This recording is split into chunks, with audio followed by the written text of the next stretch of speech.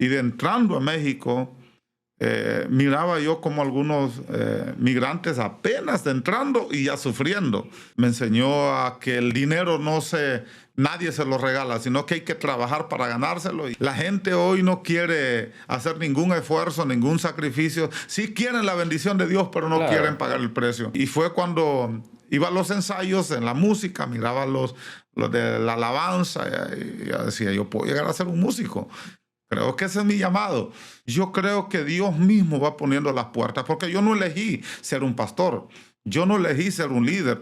Fue Dios que fue poniendo las puertas. Y desde ese día me dice, desde ahora, dice, tú serás el coordinador de las cruzadas evangelísticas que yo haga. Repito, cuando uno tiene un llamado, Dios se encarga de suplir.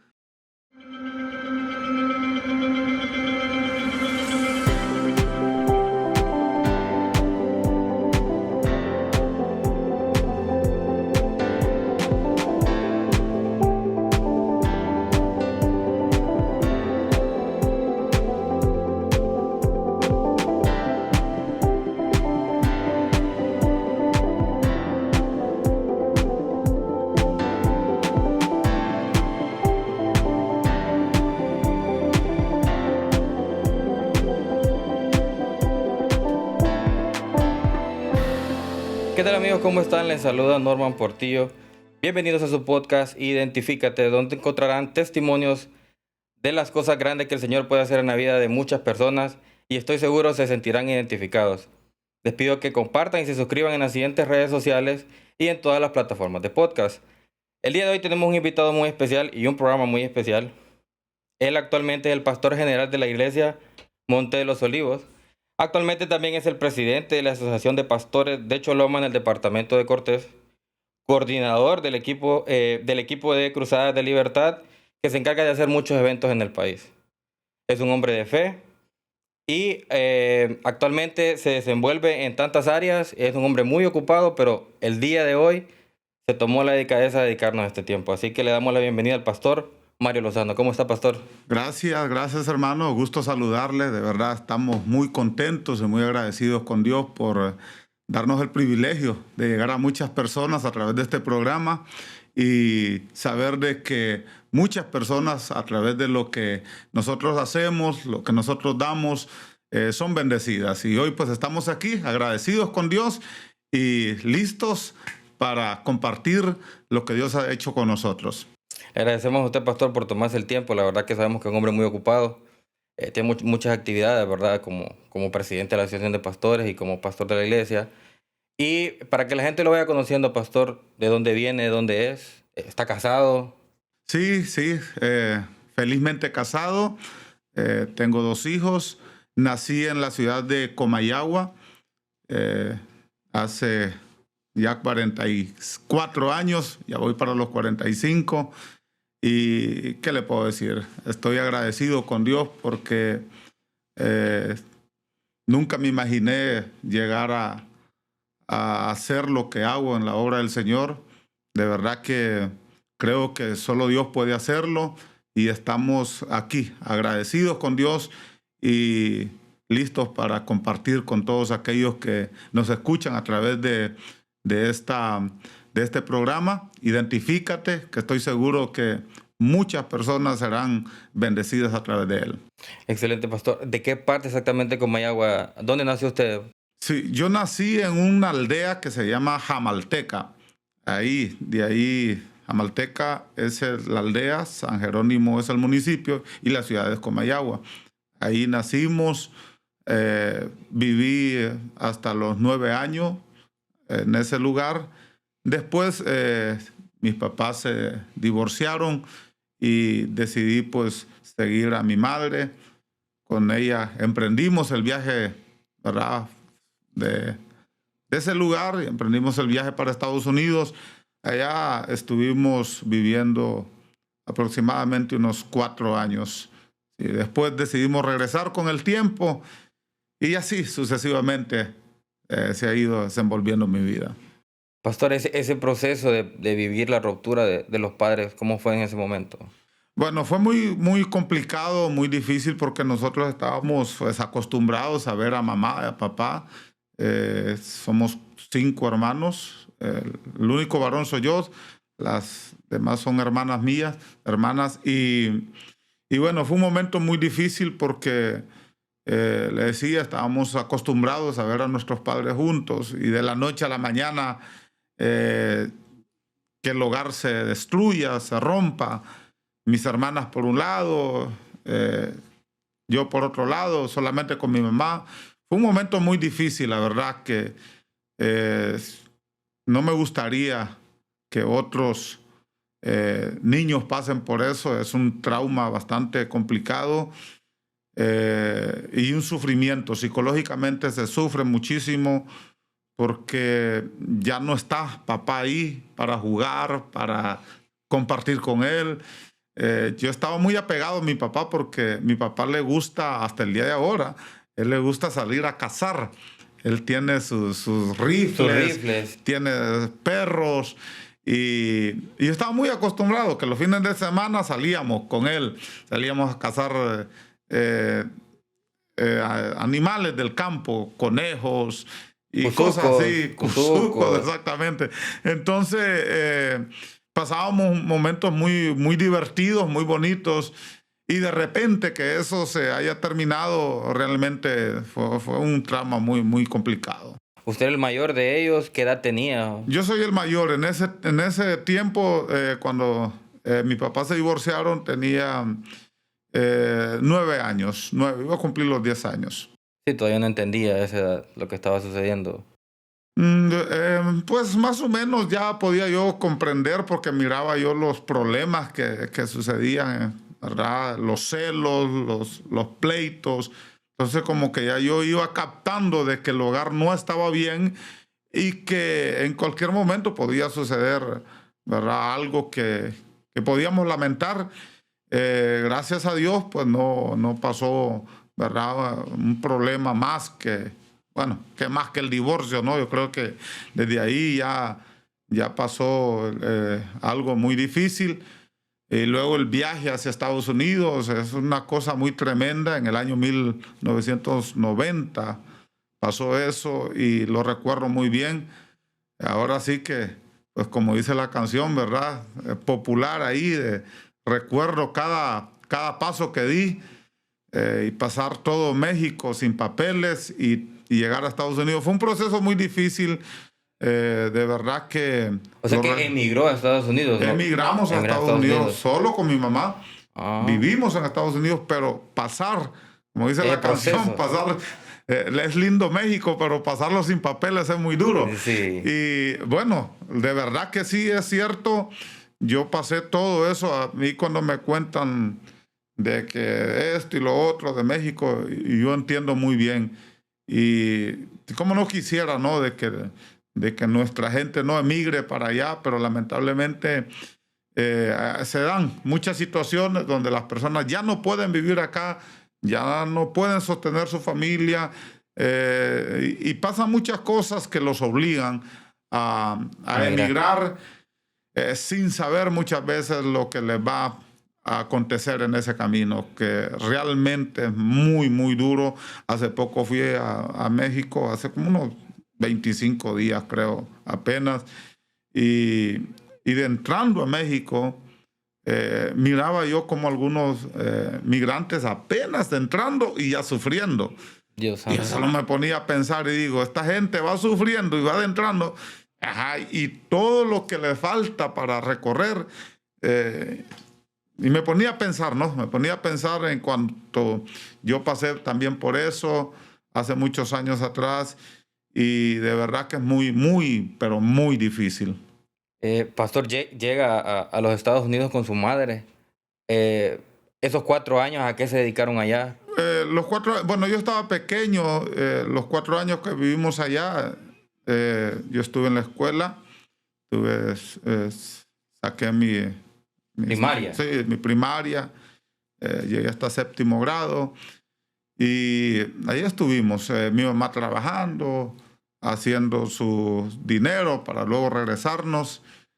y pues fue un momento muy bonito, ¿no? Cuando vivimos allá, me hice de muchos amigos, y pues todavía no miraba la vida realmente, de la realidad de lo que es la vida, y tampoco pensé ser lo que ahora soy, ¿no? Ser un pastor, ser un presidente de una asociación, coordinador de un equipo misioneros, y coordinar campañas evangelísticas de gran envergadura. Nunca me lo imaginé, nunca pensé. Tenía sueños como un niño, ¿verdad? Claro. Y mi sueño era llegar a ser un policía, decía yo. Me gustaba mucho lo que son los automóviles. Pensé que iba a llegar a ser tal vez un corredor de La Fórmula carros. 1, corredor de la Fórmula Algo 1. así, ¿no? Algo así. Pero la realidad es otra, y bueno, estamos aquí agradecidos con Dios por lo que Dios ha hecho con nosotros. Qué excelente. ¿Viene de Estados Unidos con su mamá? ¿Sí vienen en avión? Sí. ¿Pasan ese proceso de entregarse allá y se vienen en avión?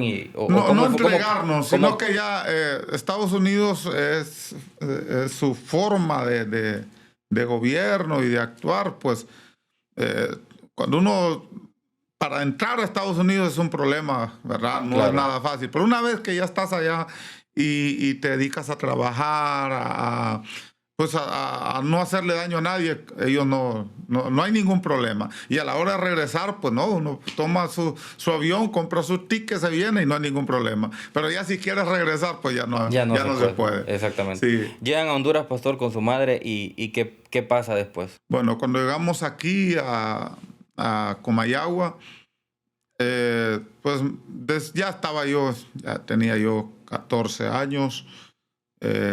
Estuve un tiempo en mi casa, teníamos una familia ahí que nos cuidaba las propiedades, pero luego de eso decidimos regresar nuevamente a Estados Unidos. Pero ya esta vez fue diferente porque pues no llegamos a Estados Unidos, sino que nos quedamos en México. Tuve un buen tiempo en México. Luego decidí regresarme ya cuando ya estaba yo despertando. Y bueno, ya me empezaba a enamorar también. Y la todo adolescencia. eso. Sí. Regresamos a Honduras y me dediqué, de los 18 años en adelante, me dediqué a las tierras, a sembrar maíz, frijoles, que era lo que me gustaba. Mi papá me regaló un pedazo de tierra también para sembrar café. ¿En Comayagua? En Comayagua, sí. Entonces, eso pasó entre los 18 y los 24 años. ¿En esa edad, pastor, conoce a su esposa o viene mucho más adelante? No, en esa edad, a los 18 años conocí a mi esposa, nos casamos, tuvimos 2 hijos que ya están grandes. Y bueno, después decidimos venirnos para acá, para Choloma. Okay. Pero allá conocimos al Señor después de tener una vida desordenada, por decirlo así, ¿verdad? Realmente nunca caí a los vicios en extremo como otras personas que llegan a casos extremos, ¿no? De quedar incluso en la calle, a ser adictos. La cárcel, incluso la muerte. Incluso la cárcel, a otros la muerte. Pero no llegué a ese extremo, pero sí tenía una vida desordenada. Y yo sabía de que me hacía falta algo que me diera dirección a mi vida. Hacía falta algo que me indicara cuál era el propósito por el cual yo había sido enviado acá a la tierra. Yo sabía que Dios me había creado para un propósito, pero todavía no lo entendía. Y fue una persona también que le doy gracias a mis abuelos, más que todo a mi abuelita, quien está en la presencia del Señor.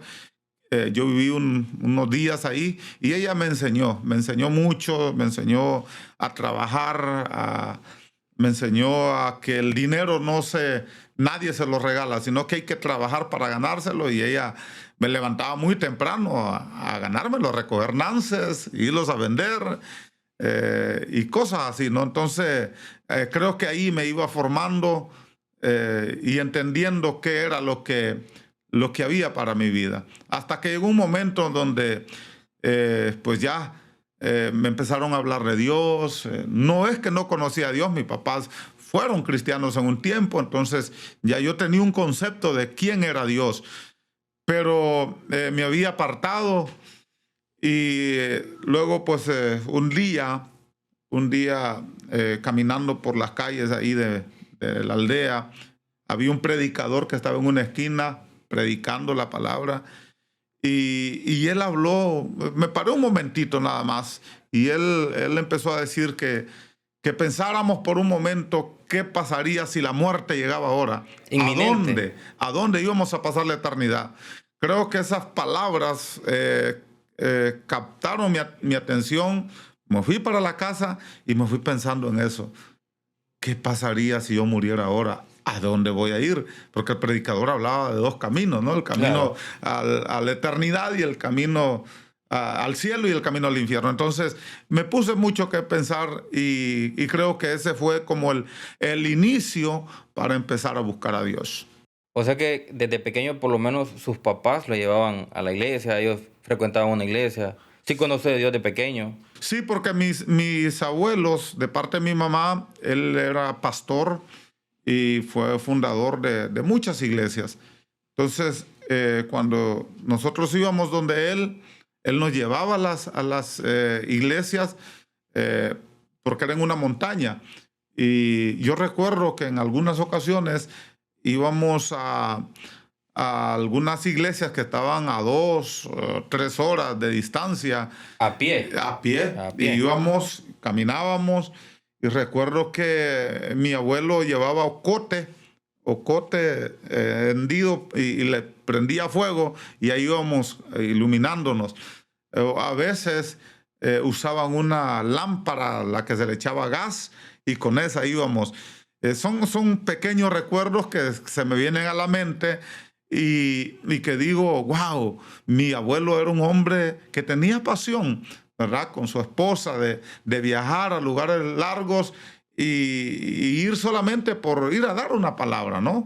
De la palabra de Dios. Entonces, por ahí fui conociendo a Dios hasta que tomé la decisión de aceptarlo un día como el Señor y Salvador de mi vida y del cual pues no me arrepiento. Creo que fue la mejor decisión que tomé hace más de 25 años.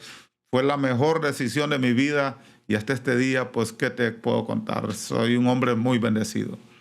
Qué bendición tener un abuelo que se apasionaba, ¿verdad?, por predicar el evangelio, porque creo que para la gente que no entiende la magnitud de caminar 3 kilómetros en una montaña, porque la gente se lo imagina plano, Sí. pero es una montaña todo hacia arriba.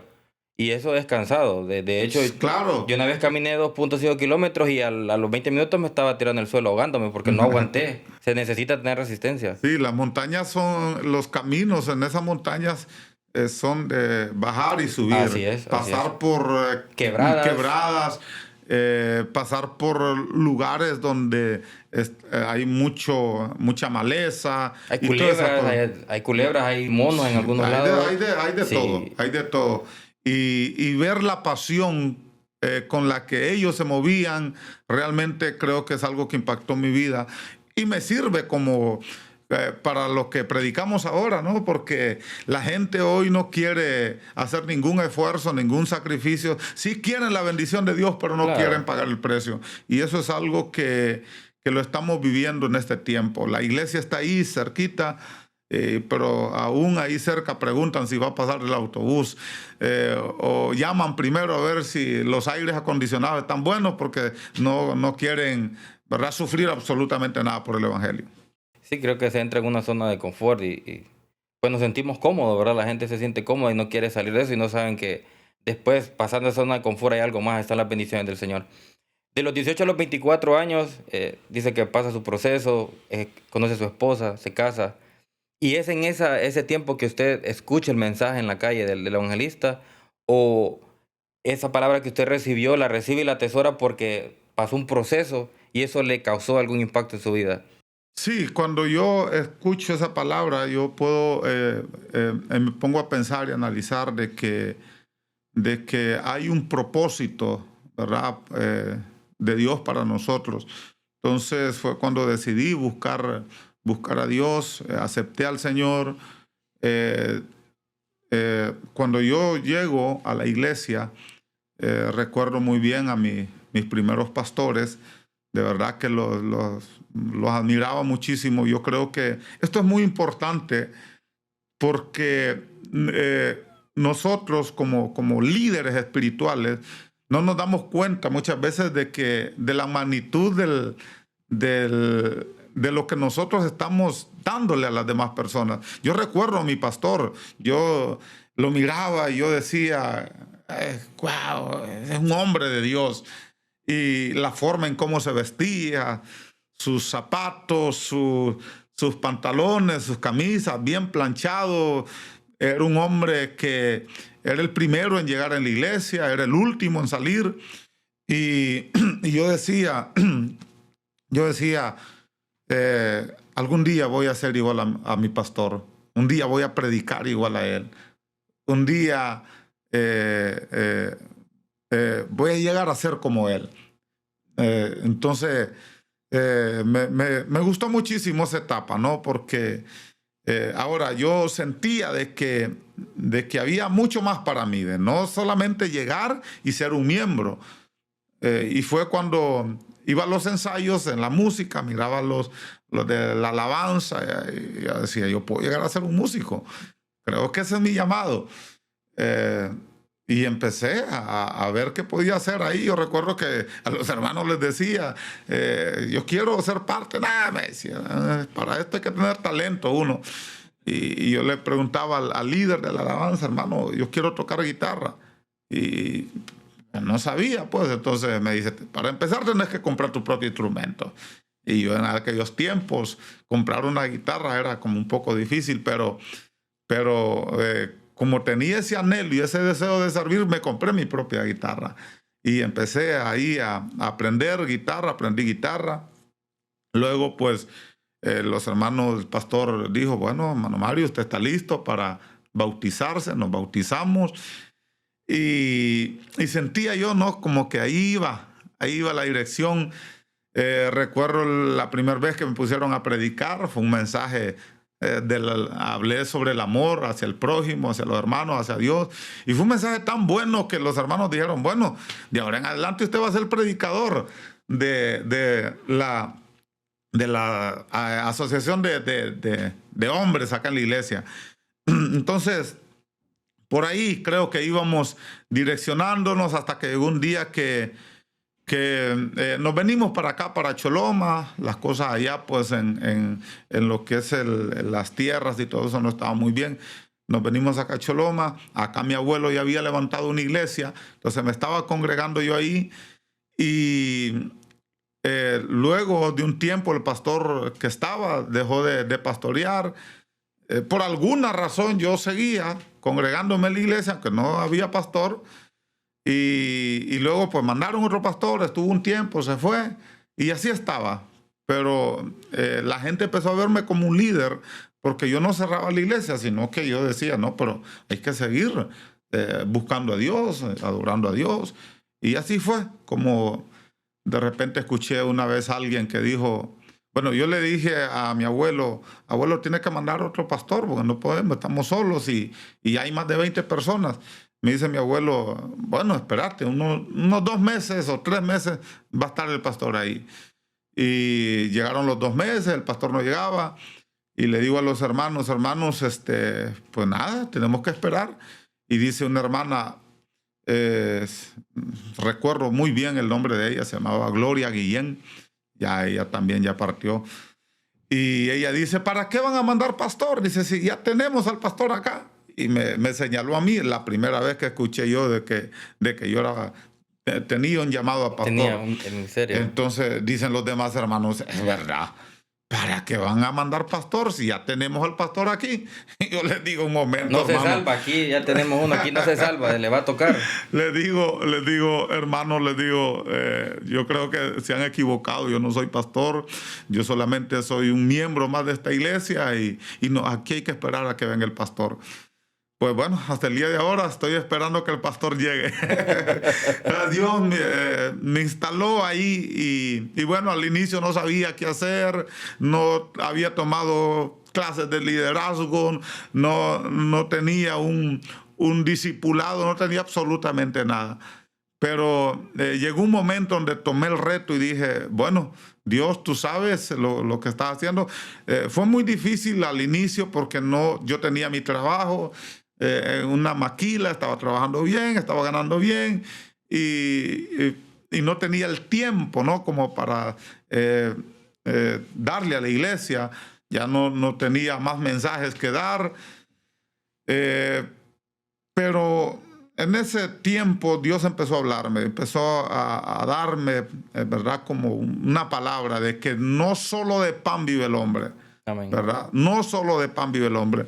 Y luego más el justo por su fe vivirá. Entonces, la fe es una palabra con la que me identifico muchísimo porque siento de que soy un hombre de fe.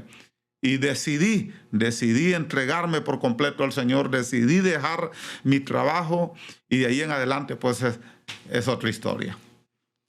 Pastor, usted vive, bueno, esa etapa, ¿verdad?, de la niñez, pasa por ese proceso duro que sus padres se separan, van a Estados Unidos, regresan, vuelven a ir a Estados Unidos y, quedan en México. Pasa su proceso de 18 a 24 años, conoce a su esposa, es llamado por el Señor, por un hombre intachable, que usted nos cuenta, el pastor, que era un hombre intachable de imagen y él como persona. Así es. Y recibe el llamado a predicar. Recibe ese llamado y usted lo acepta en su corazón. Ahora bien, pastor, hay mucha gente, por ejemplo, que se congrega, ¿verdad?, que dice, ¿tendré yo el llamado para predicar? ¿O qué tengo que hacer? ¿Cuál es el siguiente paso? ¿Cómo hago para acercarme al pastor y decirle, pastor, mire, yo siento en mi corazón hacer esto? Uh-huh. ¿Cómo pasa ese proceso para poder decir y aceptar y decir, yo tengo el llamado? Sí, yo pienso que cuando hay un llamado de parte de Dios para nosotros, para hacer algo, porque Dios nos creó con un propósito a todos. Desde antes que nosotros naciésemos, desde antes que fuéramos formados en el vientre de nuestra madre, ya Dios ya tenía un diseño, ya Dios tenía un plan. Ahora, el problema de ahora que que yo veo, es que muchas personas no están cumpliendo el propósito para el cual fueron llamados.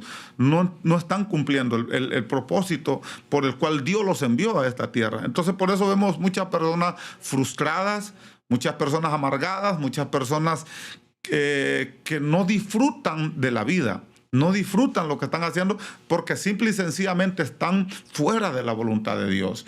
Entonces,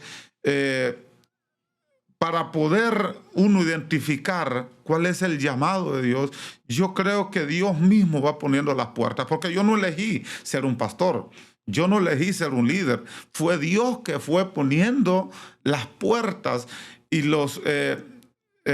casi siempre los líderes salen a luz en medio de problemas, en medio de dificultades, en medio porque no hay otro que poner. Bueno, este vamos a agarrar y este vamos a poner. Tiene madera, tiene madera. Sí. Sí, entonces me imagino que el que se inventó la luz, pues no, se vivía en oscuridad y haber dicho, no, yo tengo que hacer algo para iluminar mi casa. Entonces, de ahí considero yo que Dios va como abriendo las puertas, como mostrándole el camino a uno. Porque así fue como Dios hizo conmigo, ¿verdad? No había un líder en la iglesia, no había un pastor en la iglesia, y la gente identificaba que yo tenía como ese liderazgo. Entonces, fue así, pues me pusieron a mí ahí. Luego, más adelante, un amigo que siempre pasaba por la iglesia, me dice, hermano Mario, usted es el pastor de la iglesia. Para la gloria del Señor, le digo, Dios me ha puesto, lo invito a las reuniones de pastores. No, dije yo, está bien. Y me gustó muchísimo cuando fui a la iglesia, a la asociación de pastores. Yo me sentí el pastor más pequeñito de todos. Se sentó en la parte de atrás allá. Estaba allá como un pollito comprado, sí. Me sentía. Pero me gustó el amor, me gustó la forma en cómo me trataban los demás compañeros, que a pesar de que tenían iglesias grandes, algunos tenían 300, 400 miembros, y miré la humildad en ellos, me gustó, dije yo aquí voy a aprender. Y definitivamente, desde el primer día que me invitaron a la Asociación de Pastores, he sido tan fiel que hasta este día no he fallado, ¿verdad? De ser miembro y de estar ahí. Así que empecé ahí a ir, sentí que tenía cobertura, sentí que tenía compañeros y empecé a aprender muchas cosas. Y un día llegaron las elecciones para escoger un nuevo presidente y bueno, todos se volteaban a ver así, decían, pero ¿y aquí quién puede ser el presidente? Y bueno, nunca me imaginé de que ellos pusieran su mirada en mí y uno de ellos dice, hombre, Pastor Mario, este hombre conoce bien cómo trabajamos, desde que llegó es muy fiel acá y pues no, ¿quién quiere? ¿Qué opinan los demás? No, todos levantan la mano. Bueno, pues vamos a elecciones, hermano, y me eligieron como presidente. Hace 8 años fui presidente de la Asociación de Pastores de Choloma. Luego, pues, cumplí mis 2 años. Considero que fueron muy buenos porque a los 8 años después, no, a los 6 años después, los pastores deciden elegirme nuevamente. Se puede volver otra vez después de 6 años. Hace 4 años fui presidente por 2 años. Luego, pues, terminé mi periodo. Los pastores dicen, no, necesitamos que estés 2 años más. Y es así como estoy terminando mi último periodo como presidente de la Asociación de Pastores. Gracias a Dios. Qué bendición, pastor. Pastor, usted recibe el llamado y su pastorado lo comienza en la iglesia en la que está actualmente. En la iglesia donde estoy actualmente. Hasta en eso he sido fiel. ¿Cómo se llama el ¿verdad? ministerio? Se llama Iglesia. En la personería jurídica está como Movimiento Pentecostés Monte de los Olivos, pero sí en el nombre es Iglesia de Cristo Monte de los Olivos. Hemos levantado varias iglesias aquí en Honduras, tenemos 5 iglesias acá y una en Estados Unidos. Pero todo comenzó en Choloma. ¿O la iglesia viene de Empezó otro? En Comayagua. Empezó con su abuelo. Comayagua con mi abuelo. Con su abuelo. Sí, él fue el que inició, el fundador. Luego, él, antes de partir a la presencia del Señor, pues el anhelo de mi abuelo era que uno de sus hijos quedara al frente, pero ninguno de los hijos quería ese cargo, no querían, de hecho, puedo decir que no querían nada con Dios, pues. Entonces, pero yo, como te digo, cuando Dios tiene un propósito, Dios tiene un plan, Dios te va abriendo las puertas, Dios va poniendo las personas y Dios va poniendo los medios, los recursos para que cumplas el llamado. Entonces, recuerdo muy bien que mi abuelo me dice, hijo, ninguno de mis hijos quiere quedar a cargo en las iglesias que hemos levantado, el ministerio, entonces, pues yo te delego a ti. Te va a tocar. Sentí como cuando Elías le estaba dando el manto a Eliseo y así pasó, quedé como presidente del ministerio. Sí, Dios no podía permitir que el sacrificio de su abuelo fuera en vano, porque imagínense el sacrificio de andar en montañas, casi como misionero, porque generalmente no se tienen recursos para andar haciendo ese tipo de actividades. Generalmente esos recursos salen de la bolsa de uno muchas veces. Porque a veces la gente cree que sobra el dinero y que porque sobra yo voy a hacer lo que Dios quiere. No es así. Nosotros damos incluso hasta lo que no tenemos para hacer lo que Dios nos ha llamado a hacer. Así Entonces la verdad que es una historia bien bonita de su abuelo. No sé si ya partió, todavía vive. Sí, ya partió. Ya partió también. Entonces la verdad que es un hombre ejemplar para usted y para sus hijos. Y una vez siendo presidente, pastor, ¿qué puertas se abren más? Porque sé que ha hecho otras actividades. ¿Qué otras puertas se han abierto ahora? Ya una vez que soy presidente, empiezo a conocer otras personas, otros pastores, otras asociaciones. La iglesia empieza a crecer, llegan pastores de otros países a visitarme. Yo siento de que también he llegado a donde estoy ahora porque he sido una persona como muy abierta, ¿no? Le he dado participación a muchos pastores que llegan, evangelistas que van a mi iglesia y tienen las puertas abiertas. Hay pastores que tienen su línea, ¿no? Más conservadores. De que solo ellos Claro. predican y ellos nada más y ellos hacen todo. En mi caso, pues no, he sido muy, muy abierto y ahí he conocido muchos pastores, mis amigos, México, Estados Unidos, República Dominicana, Costa Rica, Nicaragua, Panamá, Guatemala, El Salvador, todos los países que yo he andado, pero es por eso, ¿no? Porque conozco a mis amigos, pero todo se dio por medio de la Asociación de Pastores. Luego, más adelante, conozco a un hombre de Dios, un evangelista llamado Jason Cattell, quien lo conocí en México y me dice, Pastor Mario, ¿crees que podemos hacer una campaña grande en Choloma? Le digo, claro que se puede. ¿Quieres tú coordinarla? Yo la coordino. Bueno, me dice, yo voy a pagar todo. Lo único que tienes que hacer es coordinarme para que yo llegue por primera vez a Honduras. Recuerdo que fue una campaña muy grande, muy enorme en Choloma. Y el americano quedó impactado porque él venía empezando el ministerio también como evangelista. Y desde ese día me dice, desde ahora, dice, tú serás el coordinador de las cruzadas evangelísticas que yo haga. Tú vas a ser el coordinador para todas las iglesias latinas. Eso pasó hace 7 años. Con él hemos viajado, hemos estado en República Dominicana varias veces haciendo cruzadas evangelísticas y en todos los países prácticamente centroamericanos haciendo cruzadas evangelísticas. De hecho, hace poco hicimos una aquí en el Estadio Francisco Morazán, donde tuvimos al grupo Miel San Marcos. Había un aproximado de 30,000 personas en el estadio. El estadio tiene una capacidad para 21,000 sentadas, pero la grama estaba llena, estaba full. Y así sucesivamente. Luego hicimos una cruzada aquí en Choloma con el pastor Juan Carlos Harrigan, el pastor Moisés Bell. Igual, un éxito total. Logramos el cometido. Y bueno, es lo que Dios nos ha dado hasta el día de ahora. La actividad se dio en el estadio Rubén Deras, en Choloma, en el centro. En el estadio Rubén Deras. Y tiene capacidad para 21,000 personas. Sí. Y llegaron 30,000. La actividad del pastor Harrigan no solo fue en Choloma, sé que se dio en otros lados. No solo fue en Choloma. Dios abrió puertas para que estuviera también aquí en San Pedro Sula, en la Iglesia de Cristo de Benecer y en la Iglesia Ministerio Internacional La Cosecha, las dos iglesias más grandes, podemos decir, de aquí, de Honduras.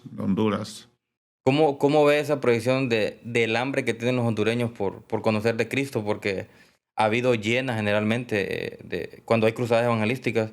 ¿Cómo ve esa hambre hondureña? ¿A qué cree que se debe? Bueno, creo que como hondureños sabemos de que no ha sido fácil, ¿verdad? La estructura de gobierno en nuestro país no ha sido fácil. Ahí se han dado muchas cosas y mucha violencia, mucha corrupción. Entonces, hemos sido muy golpeados en esas áreas. Entonces, pero la Biblia dice que donde ha abundado la maldad, ha sobreabundado la gracia de Dios. Amén. Entonces, creo que todo eso nos ha hecho a nosotros los hondureños a buscar a Dios, ¿verdad? Ya los amigos y el gobierno no nos ha podido ayudar, pues entonces no nos queda de otra que levantar nuestra mirada y nuestras manos hacia arriba. Y siento que somos un pueblo con mucho temor a Dios. Somos un pueblo que ama a Dios, que busca a Dios y que cualquier predicador que venga aquí pues se va a sorprender porque realmente yo estuve con el pastor Juan Carlos Harrigan en Panamá y no vi la magnitud, ¿verdad? de gente como la que pasó aquí en Honduras. Entonces, siento de que sí somos un pueblo con mucha fe y con muchas ganas, ¿no? de conocer más de Dios y de vivir en la presencia de Dios. Sí, de hecho vi un par de cortos del pastor Harrigan donde él decía que se había ido encantado de Honduras y me imagino que quiere regresar.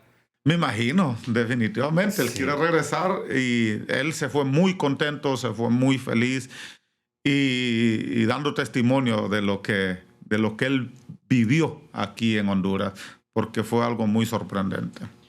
Qué bendición, pastor. Pastor, y ahorita en adelante, ¿qué planes hay? ¿Hacia dónde va bueno, el ministerio como tal, verdad? ¿Tenemos actividades futuras? ¿Hay algo otras relaciones que se estén haciendo para hacer más cruzadas, por ejemplo? Definitivamente no estamos pensando mucho, ¿no? En lo que viene más adelante. Eh, Se van dando algunas cosas y uno va decidiendo, ¿no? Qué es lo mejor. Siempre buscamos dar lo mejor, que lo que venga a la ciudad sea lo mejor. Entonces, estamos proyectándonos ahorita con algunos eventos, con algunos conciertos cristianos. Y el próximo año, pues estamos ya planificando, ¿no? De lo que podemos hacer, pero sí siempre buscando hacer lo mejor. Yo sé de que Dios nos ha dado una responsabilidad y, y siempre creo de que tengo que dar lo mejor a Dios, que cada evento que pasa tiene que ser mucho mejor que el anterior. Entonces, estamos trabajando, todavía no tenemos algo definido, pero sí te puedo garantizar de que lo que viene adelante va a ser lo mejor de lo mejor. Y es muy probable que el pastor Juan Carlos Harrigan regrese, Moisés Bell y otros predicadores, ¿verdad? Como Ronnie Oliveira, eh, eh, hombres de Dios, hombres que están impactando a través de las redes sociales y están llegando a muchas personas y, y creo que por ahí va el camino. Qué excelente. Pastor, hay muchos pastores que nos escuchan, que nos ven, lo más seguro que sí. Líderes de iglesias que quieren saber cómo hacer para atraer a personas que sabemos que son de renombre, ¿verdad? En el ministerio, que son Sí. internacionales, que es muy difícil llegar a ellos, no es fácil contactarlos. ¿Cómo se hace para hacer eso, pastor? Bueno, esa es una pregunta que me la han hecho muchos pastores, incluso los pastores de Tegucigalpa, de Comayagua, de Santa Bárbara. Me dicen, bueno, ¿y cómo le hacen ustedes? Repito, cuando uno tiene un llamado, Dios se encarga de suplir los recursos para poder eh, cumplir con ese llamado. Entonces, yo considero de que yo no he hecho nada. Simple y sencillamente, Dios pone los recursos, Dios pone las personas, Dios va abriendo las puertas y las cosas se van dando por sí solas. Entonces, como que no tengo un plan, ¿no? Pero sí, la gente sí me pregunta y me dice, pero para traer esos hombres, dice, es un gran gasto. ¿Cómo le hacen? Bueno, para información, imagínense, ahorita gastamos prácticamente más de 1 millón de lempiras en la cruzada que pasó. El anterior gastamos 2.5 millones de lempiras. Y si me preguntas, ¿y de dónde sacó usted el dinero? Pues yo no sé. No sé de dónde salió. Simple y sencillamente sé de que Dios pone las personas, Dios pone los medios, Dios pone los recursos y bueno, yo mi consejo que puedo darle a los pastores, amigos, es simple y sencillamente déjense llevar por Dios, dejen que el Espíritu Santo los guíe, los dirija y cuando tengan oportunidad de hacer buenas relaciones, háganlas, porque eso es muy importante, tener buenas relaciones, yo creo que el problema más grande que podemos nosotros tener como líderes es llegar a pensar que no ocupamos de nadie más. Yo he conocido algunos amigos que ahora tienen una iglesia un poquito grande y pues no, ya solo ellos se encierran en un mundo donde creen de que no ocupan de nadie más y sus corazones se llenan de arrogancia, de orgullo y yo considero que es algo que nunca debemos permitirlo, ¿verdad? Que el enemigo no tome ventaja en esa parte y que nos haga creer que somos autosuficientes y que todo podemos hacerlo. Para hacer cosas grandes necesitamos rodearnos de personas que de alguna manera, desde el más grande hasta el más pequeño, porque a veces creemos que un pastor, porque tiene una iglesia con 8 miembros, no nos va a servir. Y a veces son las personas que más sirven en proyectos grandes. Entonces creo que por ahí va el asunto, ¿no? Creo que hay que estar siempre dispuestos a tener buenas relaciones y también estar dispuestos a sembrar, ¿verdad? A deshacernos de repente de algo que era para mí, pero que tengo que sembrarlo. Por ejemplo, comprar un ticket y viajar a otro país, ir a alguna misión, qué sé yo. Son cosas, ¿no? De que Dios va abriendo las puertas para que se den. Entonces, eso es lo que yo podría compartir y decirles que mi parte fuerte, mi fe y mi confianza en Dios. Saber de que Dios me puso en este lugar, y si Él me puso, pues Él se va a encargar de suplir mis necesidades, y yo no tengo que hacer absolutamente nada más que decirle: Señor, tú estás haciendo esto, pues tú vas a suplir mi necesidad. Sí, como dice la Biblia, por nada estáis afanados. Al final está el control de todo. Al inicio y ahorita al final usted lo está corroborando, usted dijo que se identificaba con la fe. Sí. Y basándonos en eso, ¿hay alguna historia que nos pueda contar donde diga: yo esa vez estaba y yo tuve una fe y Dios me sacó de ese problema, o me dio algo, o no sé, pasé por un proceso y en fe yo le creí al Señor y el Señor me dio esto? Claro, no nos vamos lejos. Ahorita en la campaña evangelística que acabamos de tener, ocupaba $500,000 de lempiras para suplir los gastos. Y bueno, no puedo negar que como hombre natural me sentí así. ¿Y de dónde voy a sacar ese dinero? Hasta yo me sentí Sí. acelerado el corazón ahorita cuando me dijo eso. y ya solo faltaban, póngale 20 días para el evento.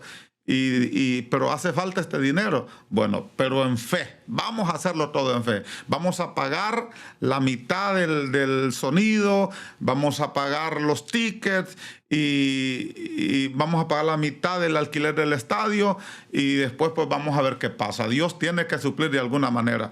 Y para honra y gloria al Señor, no solamente suplimos los gastos, sino que sobró todavía. Entonces, yo creo que actuar en fe es creer en Dios, creer en la palabra de Dios, creer de que Dios tiene el control de todas las cosas. Entonces, ahí está un testimonio. Otro testimonio es que un día yo no tenía nada en mi casa, no había nada que comer, y yo ese día me levanté y dije: Señor, tú eres el que suple. Y yo soy tu hijo, y tú me has puesto aquí, y tú tienes que suplirme. Ese día, cuando me levanté, alguien llegó a la puerta de mi casa, y yo lo veo así, ¿verdad? Que es Dios, porque esa persona, yo le había prestado un dinero hace muchos años atrás, y para mí era un dinero que estaba perdido, pero esa persona llegó ese día. Y qué casualidad que era el día que yo más necesitaba. Y me dice: pastor, discúlpeme que no le había podido pagar.